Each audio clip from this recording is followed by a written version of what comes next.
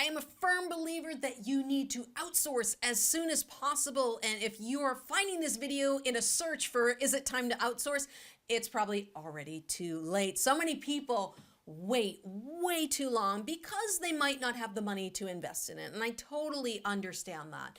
But the big thing about outsourcing is there's so many ways that you can outsource. We're not even talking about employees or contractors here either.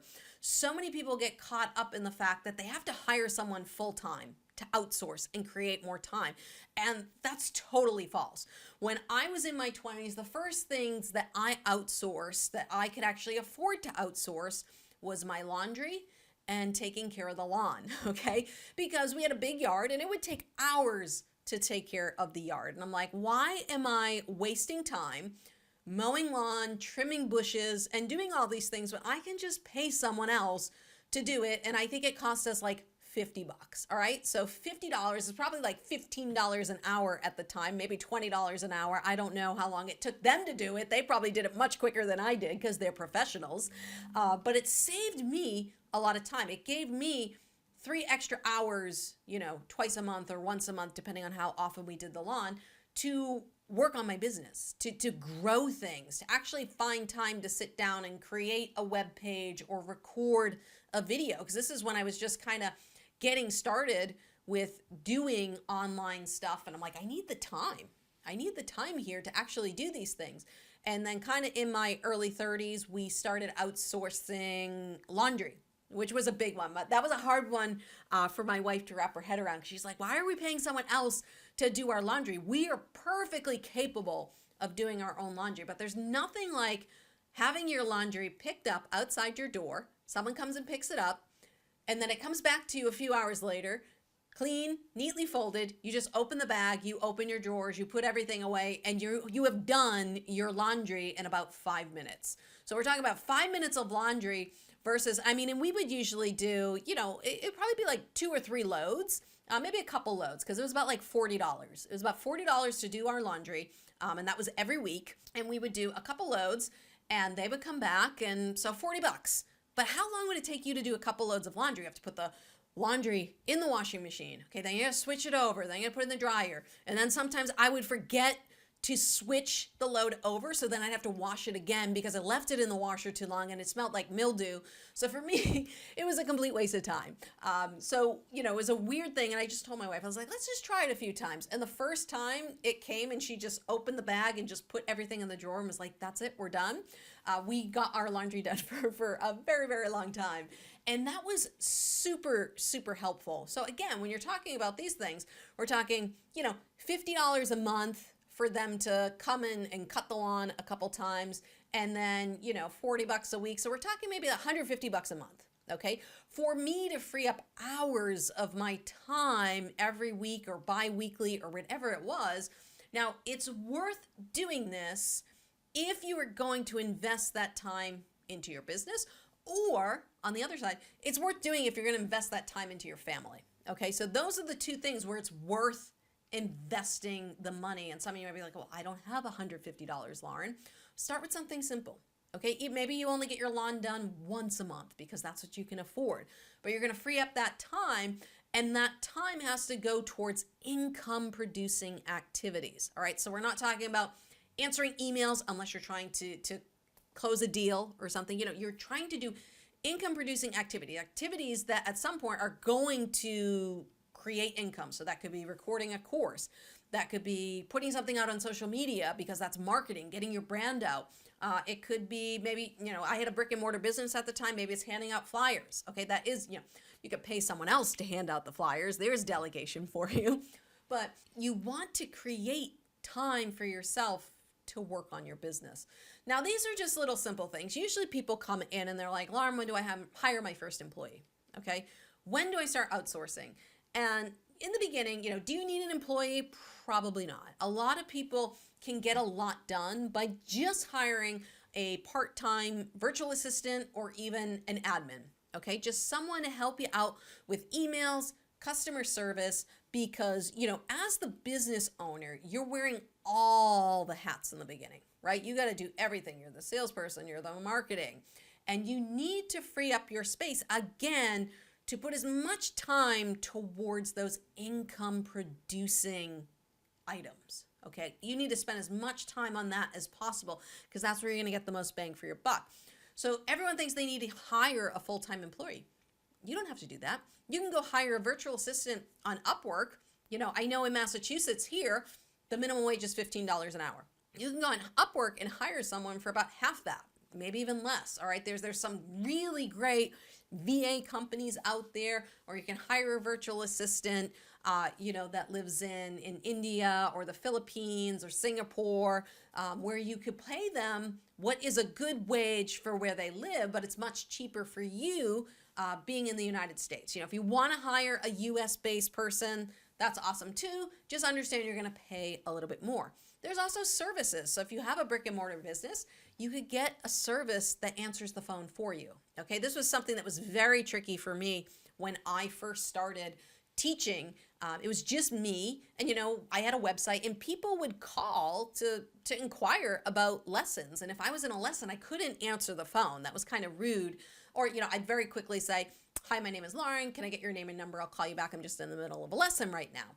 And I wish that I had the foresight or know what I know now to say, man, during those hours that I was teaching, because I used to teach, about 2 o'clock in the afternoon, sometimes till 9 or 10 o'clock at night. Like, man, I wish I had the foresight to hire an agency just to answer those calls, get the information so that I could follow up. So there are agencies out there that can do the sales calls or at least collect the information, because no one's going to sell your business better than you.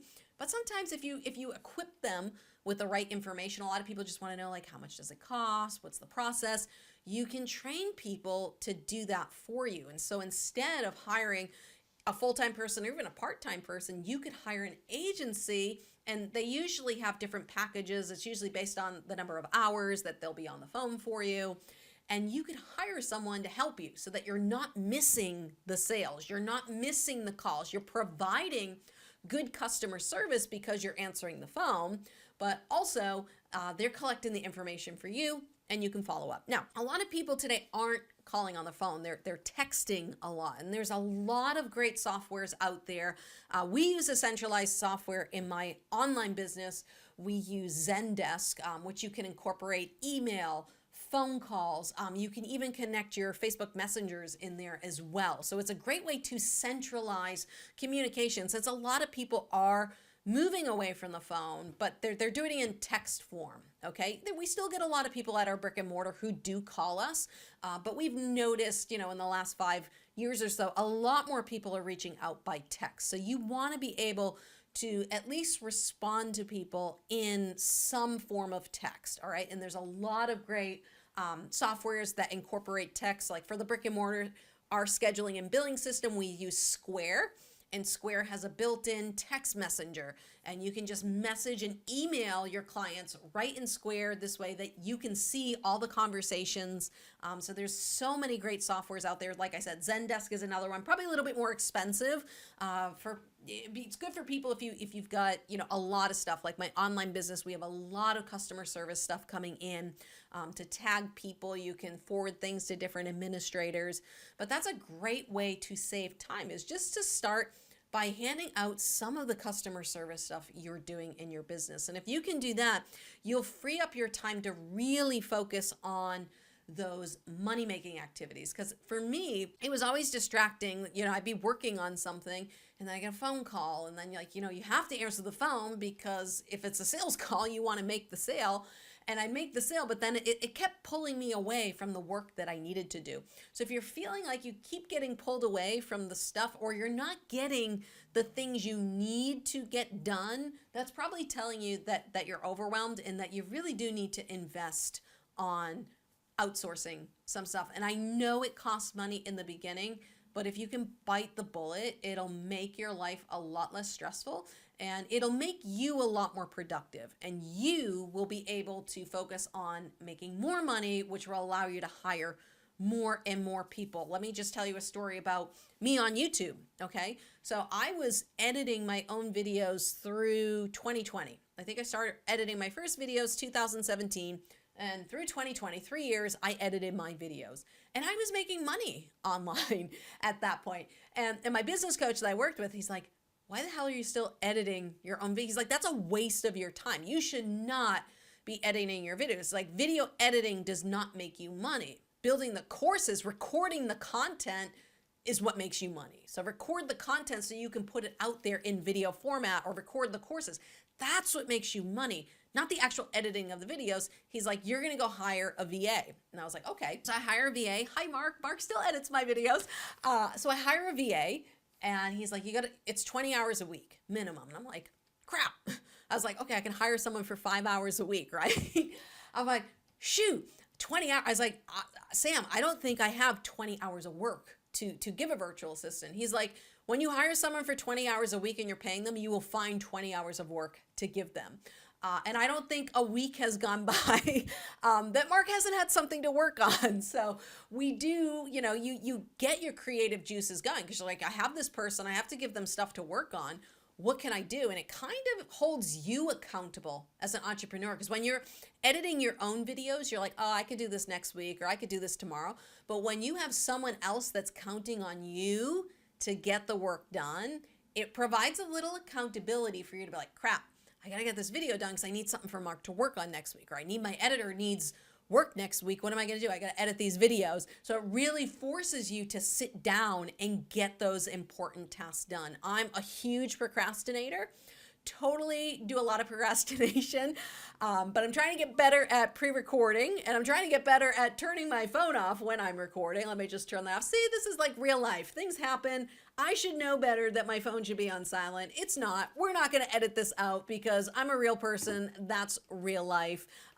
But the big thing is, if you're feeling overwhelmed, you haven't outsourced enough. And that's how I know I need to start outsourcing more. It's because I start feeling stressed. I feel that stress coming in, and I'm getting into another one of those cycles.